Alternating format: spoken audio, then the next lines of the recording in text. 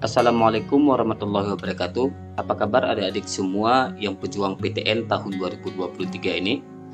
Kembali lagi bersama saya dalam pembahasan pendaftaran kuliah tahun 2023. Jadi dalam kesempatan kali ini saya akan mencoba membuat tutorial cara pendaftaran SNBP bagi peserta eligible ataupun seleksi nasional berdasarkan prestasi. Jadi di sini saya coba login ke akun SNPMB. Adik-adik yang ingin mendaftar akun SNBP itu wajib terlebih dahulu memiliki akun SNPMB. Begitu juga dengan adik-adik yang akan ikut UTBK SNBT nantinya juga wajib memiliki akun SNPMB-nya. Jadi untuk sekarang pendaftaran akun SNPMB itu sudah ditutup. Jadi kalau seandainya adik-adik tidak memiliki akun SNPMB, maka tahun ini adik-adik itu tidak bisa mengikuti jalur UTBK SNBT atau jalur SNBP. Langkah yang pertama, kita langsung masuk dulu ke portal akun SNPMB-nya. Kita klik masuk. Kemudian di akun SNPMB-nya, di sini ada dua aplikasi yang sudah muncul. Yang pertama itu Verval. Ini sudah kita lakukan sebelumnya, artinya kita sudah simpan permanen. Kemudian selanjutnya ini sudah muncul menu pendaftaran SNBP. Jadi ini pendaftaran seleksi nasional berdasarkan prestasi. Bagi adik-adik yang peserta eligible, silakan adik-adik klik pendaftaran SNBP ini. Sedangkan bagi adik-adik yang bukan peserta eligible, maka jika seandainya adik-adik klik pendaftaran SNBP, maka nanti akan muncul Anda bukan peserta eligible ataupun Anda bukan peserta SNBP.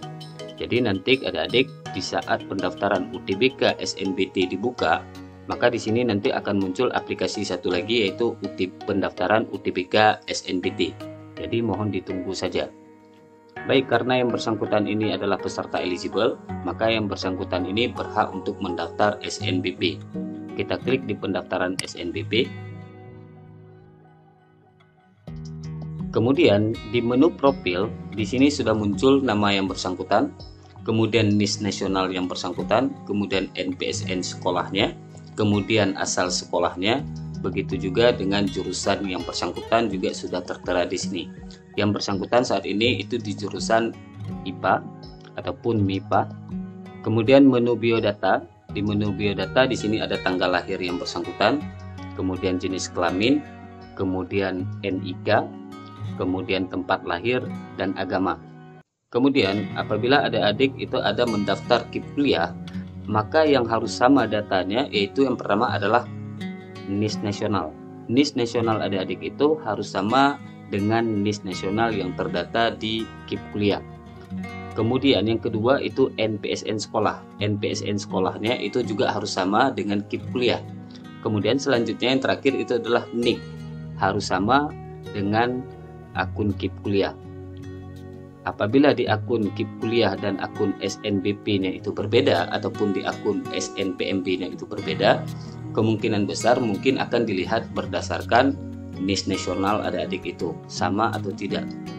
Itulah yang disebut dengan sistem host to host. Host to host itu yang akan dilihat NIS nasional, NPSN sekolah, dan NIK masing-masing. Kemudian selanjutnya kita langsung ke menu pilihan.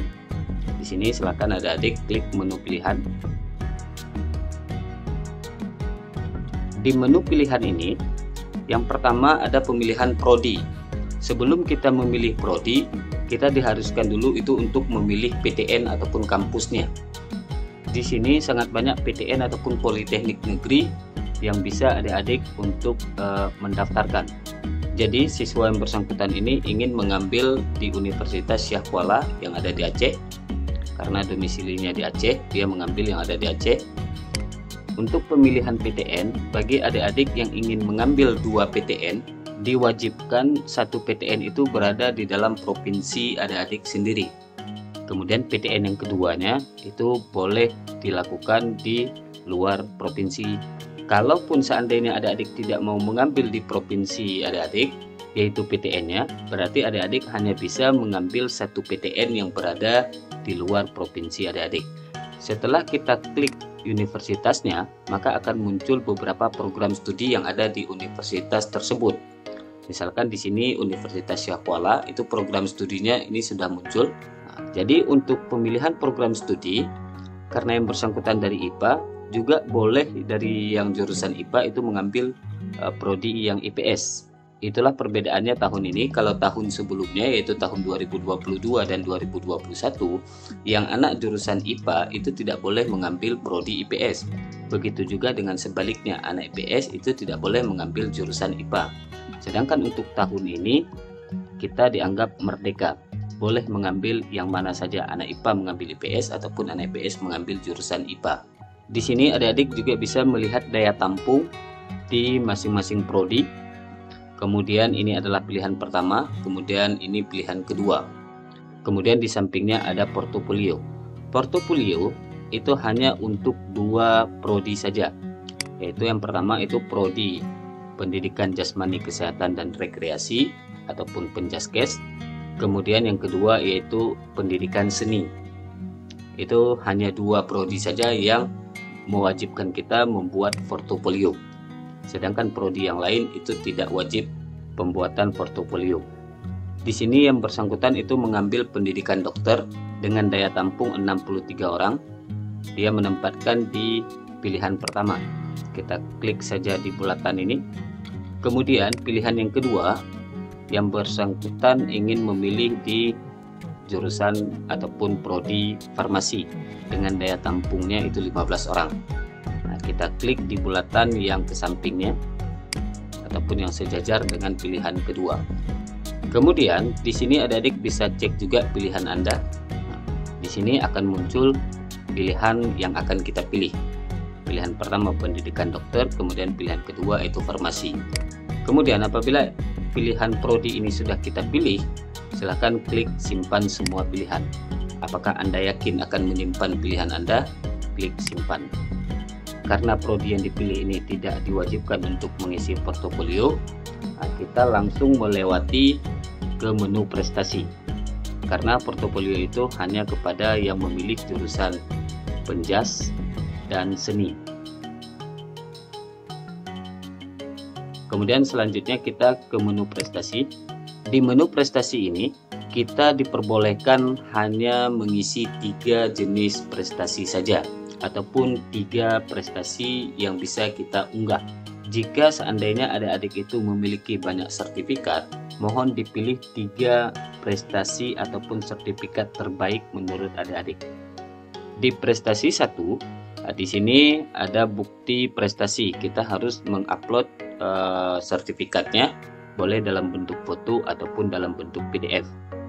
Kemudian di menu deskripsinya, silakan kita tulis kira-kira itu lomba apa. Di sini yang bersangkutan itu sertifikat yang dimiliki itu pertukaran pelajar Indonesia ke Malaysia.